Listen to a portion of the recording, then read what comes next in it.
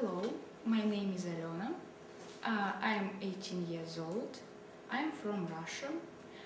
Serov is my native town, but now I live in Yekaterinburg because I study here.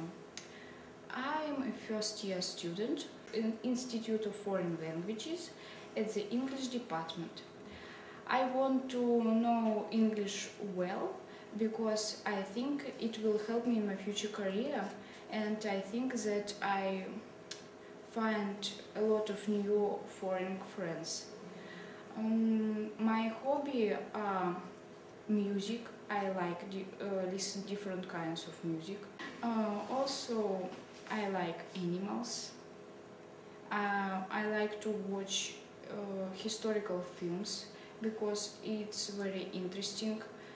And I like sport. I think it will help my body. So, see you soon. Goodbye.